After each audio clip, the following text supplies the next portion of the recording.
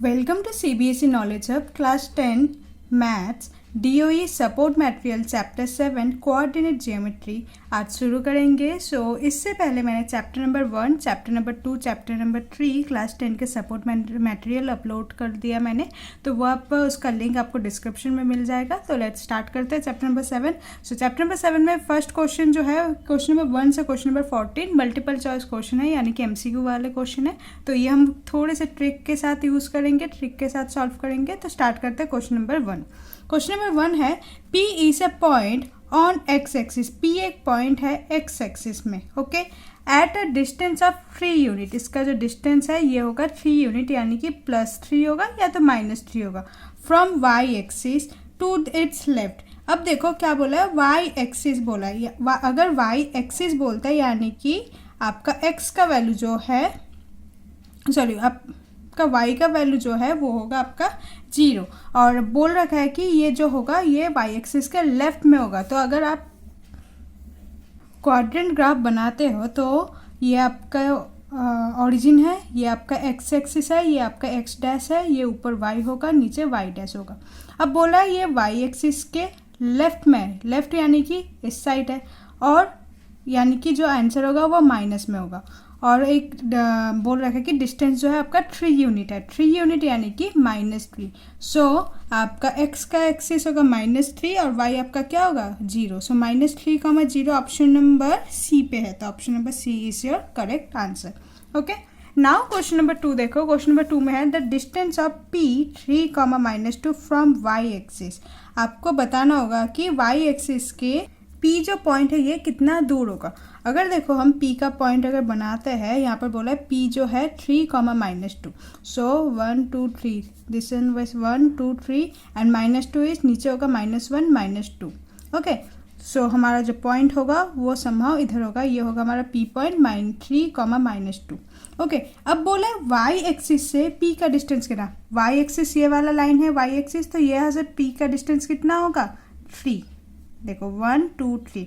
अगर आपको y axis से बोला है तो आपका x का वैल्यू देखना है, और अगर आपका x एक्सिस बोलता तो आपको y एक्सिस देखना है। सो आपको y एक्सिस बोला है यानी कि x का वैल्यू देखना है, x का वैल्यू 3 है, सो 3 unit is the correct answer. Okay, next question number 3, the coordinate of 2 points are 6, 0 and 0, -8। 2 point है, 2 पॉइंट का क्वाड्रेंट जो है 6, 0 है और 0, -8 है। The coordinate of the mid point, तो इन दोनों का मिड पॉइंट क्या होगा। अब मिड पॉइंट के लिए एक ही फॉर्मूला होता है, x जो होगा x1 + x2 by 2, and y axis के लिए y पॉइंट के लिए y1 + y2 बाई 2।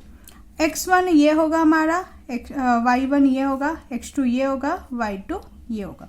सो देखो x1 यानी कि 6 और 0, तो 6 + 0 बाई 2, 6 + 0 इज 6 बाई 2, और इसे हम जब सिंप्लीफाई करेंगे तो x का जो कोऑर्डिनेट्स होगा वो होगा आपका 3।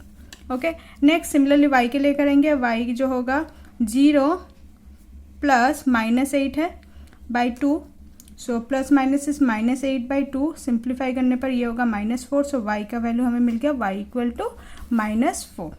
ओके, सो आपका x 3 है, y -4 है, यानी कि आपका जो कोऑर्डिनेट होगा वो होगा 3, -4। So option number B 3, -4 is the correct answer.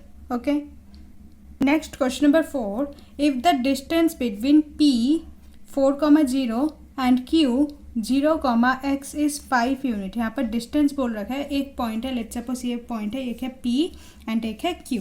तो दोनों का कोऑर्डिनेट्स बोल रखा है, एक का है 4, 0 एंड एक का है 0, x। अगर आप ध्यान दो तो आपको x का वैल्यू बोल नहीं रखा है, तो आपको वही निकालना है, the value of x will भी, आपको x निकालना है। तो x इन दोनों का डिस्टेंस तो हमें दे रखा है, डिस्टेंस जो है 5 यूनिट, यानी कि इन दोनों का जो डिस्टेंस है वो होगा हमारा 5 यूनिट। अब हम यहाँ पर डिस्टेंस फार्मूला लगाएंगे, और एक गिवन है जो डिस्टेंस है 5 यूनिट है।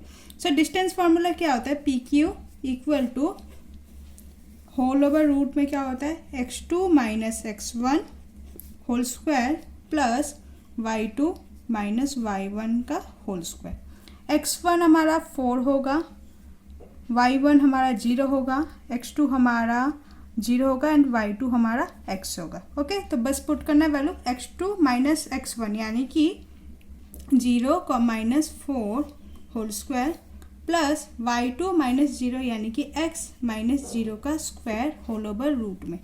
अब इसे रूट हटाने, और यहाँ पर पी क्यू का वैल्यू हमें पता है, पी क्यू का वैल्यू है 5। रूट हटाने के लिए हम क्या करेंगे, स्क्वायरिंग बोथ साइड। तो करेंगे स्क्वायरिंग बोथ साइड।